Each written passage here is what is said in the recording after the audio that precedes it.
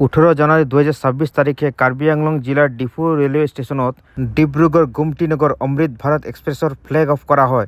Diphu railway ষ্টেচনত ডিব্ৰুগড় গোমতী নগৰ অমৃত ভাৰত এক্সপ্ৰেছৰ flag off কৰাৰ ফলত ডিফু ৰাইজৰ বাবে বিভিন্ন সুবিধা হ'ব। এই ৰেল সেৱাৰ জৰিয়তে যাত্ৰীসকলে দ্ৰুত আৰু আৰামদায়ক যাত্ৰাৰ সুবিধা পাব।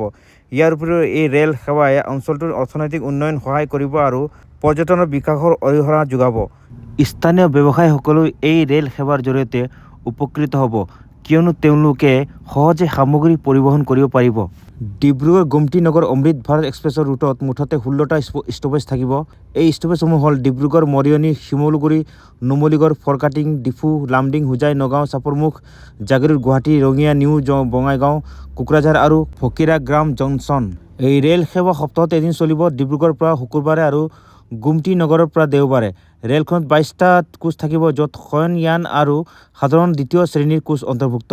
ৰেলখন ডিব্ৰুগড়ৰ পৰা পুৱা 11 বজাত প্ৰস্থান কৰিব আৰু ডিফুত সন্ধিয়া 6:05 উপস্থিত হ'ব।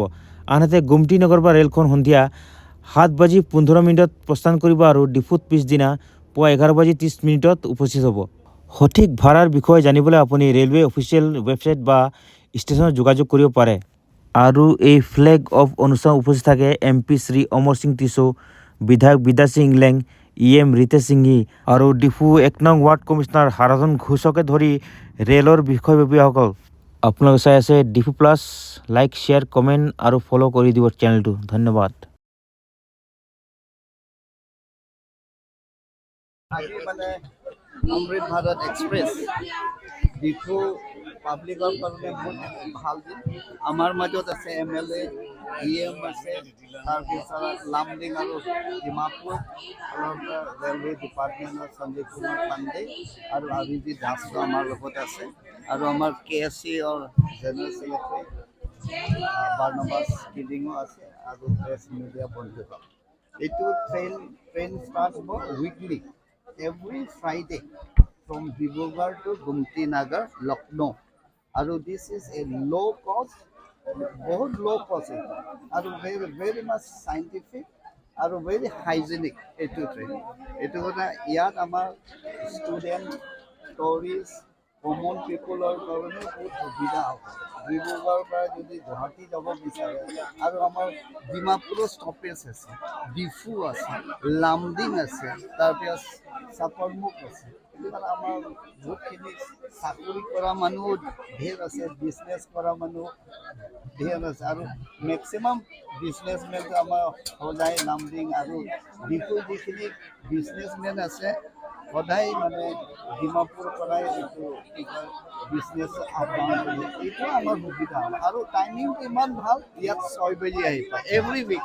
সেইটো কাৰণে মই সকলো ৰেলৱে ডিপাৰ্টমেণ্ট, আমাৰ ৰেলৱে মিনিষ্টাৰ আজমনীজি, আৰু আমাৰ প্ৰাইম মিনিষ্টাৰ নৰেন্দ্ৰ মোদীজি, তাৰপিছত আমাৰ হিমন্ত বিশ্ব শৰ্মা চিফ মিনিষ্টাৰ আছাম, আৰু আমাৰ ডক্টৰ তুলিৰাম ৰভাংগীকো মানে ধন্যবাদ জ্ঞাপন কৰিছোঁ। স্যাৰ, অমৃত ভাৰত স্টেশনটো আমাৰ অলৰেডি 3 বছৰমান হৈ গ'ল কি ষ্টেজত আছে? এইটো মানে চেন্ট্ৰেল গভৰ্ণমেণ্ট ফালৰ পৰা অলৰেডি পইচাটো চেংচন হৈছে, কিন্তু ইয়াত মানে আমাৰ হাইকোৰ্টত কেছ থকাৰ কাৰণে পইচা চেংচন হ'ব আৰু পইচাটো ঘূৰি যায়, বুজিছে। এতিয়া মানে ফেব্ৰুৱাৰী 12 তাৰিখলৈ আৰু হিয়াৰিং হৈ যাব। এইটো অমৃত ষ্টেচনটো বহুত দৰকাৰ, কাৰণ এইটো হৈছে মডাৰ্ণ টেকন'লজি। ইয়াতে বহুত সুবিধা আছে। এইটো আমি সকলো Karbi Anglong autonomous council, Karbi Anglong administration আৰু public of the Karbi Anglong সকলো আমি ইয়াতে সহায় কৰিব লাগে। We have to cooperate for this Amrit Bharat station. আমাৰ লিষ্টত আছে, টেণ্ডাৰো কল কৰা আছে, পইচা 2-3 ঘূৰি গৈছে। স্যাৰ, তেতিয়ালৈকে আমাৰ ডিফুত ইমান ধুনীয়া ৰেল ছাৰ্ভিচ আছে, আমাৰ পেচেঞ্জাৰো ইমান এভেইলেবল আছে, কিন্তু ডিফুত বেছিক ইনফ্ৰাষ্ট্ৰাকচাৰ নাই, বেছিক ফেচিলিটিছখিনি নাই। তেতিয়ালৈকে একো এৰেঞ্জ কৰিব নোৱাৰে নেকি? ৰেলৱে ডিপাৰ্টমেণ্ট ফালৰ পৰাতো অলৰেডি অমৃত ভাৰত ষ্টেচন লিষ্টত আছে, আৰু মানে টেণ্ডাৰো কল কৰা আছে 2-3বাৰ, কিন্তু সময়মতে এই যে কি কয় মাটিটো ক্লিয়াৰ কৰিব নোৱাৰা কাৰণে এই অৱস্থা হৈ আছে।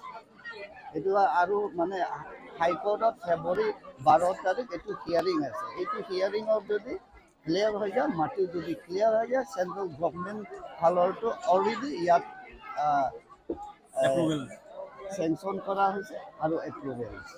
আজি যি আমাৰ অমৃত ভাৰত এক্সপ্ৰেছ এইটো ডিব্ৰুগড়ৰ পৰা গৌমতী নগৰ দিছে, তাৰমানে আমাৰ যিবিলাক একচুৱেলি অযোধ্যাই প্ৰয়াগৰাজ পূৰ্ণ কৰিব বিচাৰে তেখেতসকলৰ কাৰণে আৰু সুবিধা হৈছে। নহ'লে আগতে এই ট্ৰেইনটো আমি লক্ষ্ণৌ নামিব লাগে, তাৰপিছত আকৌ 3 ঘণ্টাৰ ৰাস্তা আকৌ বেক আহিব লাগে অযোধ্যা অৰ্থাৎ প্ৰয়াগৰাজ, যোনটো আমি ইমান দিনে শুনি আছিলোঁ। সেইকাৰণে আমাৰ চেণ্ট্ৰেল গভৰ্ণমেণ্ট অৰ্থাৎ মোদীজী যিটো ব্যৱস্থা কৰিছে, আমি এইটো আজিৰ এই প্ৰগ্ৰামৰ দ্বাৰা আমি ধন্যবাদ জনাইছোঁ আমাৰ প্ৰধানমন্ত্ৰী, ভাৰতৰ প্ৰধানমন্ত্ৰী। তাৰে লগতে আমি পাব্লিকৰ কাৰণে কিছুমান এটা বিচাৰিছোঁ, এইটো যাতে আমাৰ অথৰিটিবিলাকে শুনি পেলাই ৰাতিপুৱা যাতে লাগিলে চুকুবি ট্ৰেইনটো ৰেগুলাৰ যদি কৰি দিয়ে আমাৰ পাব্লিকৰ অলপ সহায় হ'ব। গুৱাহাটী যোৱাটো দুখীয়া মানুহ, আগতে ক'ভিডৰ আগত 3টা আছিলে, মই অলপ আগত মোৰ স্পীচতো সৰু স্পীচত কৈছোঁ, এতিয়াও কৈ আছোঁ মিডিয়াৰ থ্ৰু দি, গুৱাহাটী যোৱা ৰাতিপুৱা 6টাৰ পৰা 9টাৰ ভিতৰত 2-3টা ট্ৰেইন দিব লাগে ৰেগুলাৰ। তেতিয়া আমাৰ দুখীয়া ৰাইজবিলাক 100 টকাত গুৱাহাটী গৈ পাব। এইটো ট্ৰেইনটোৰ টাইমটো প্ৰায় 9টা মানত আহি পাব আমাৰ ডিপুত। এতিয়ালৈকে চিডিউলটো ঠিক হোৱা নাই। গুৱাহাটীৰ পৰা ডিব্ৰুগড়ৰ পৰা যোনটো টাইমত এৰিব, তাৰপিছত আমি 6 ঘণ্টা 7 ঘণ্টা ইয়াতে ধৰিব লাগিব। আজিৰ কাৰণে স্পেচিয়েল টাইম এইটো দিয়া হৈছে, ডেইলি এনেকৈ ৰাতি নহয়। আজি এইটো প্ৰগ্ৰামৰ কাৰণে এনেকুৱা টাইমিংটো মিলোৱা হৈছে, কিন্তু বেলেগ দিনে চিডিউলটো কালি পৰহিহে ওলাব। আজিলৈকে চিডিউলটো ওলোৱা নাই। এটাই ট্ৰেইন এইটো গৌমতী নগৰ গৈ পাব, আকৌ তাৰ পৰা এটা এৰিছে, তাৰ পৰা আহিব, তাৰপিছতে চিডিউলটো মিলাব। এইটো উইকলি ট্ৰেইন।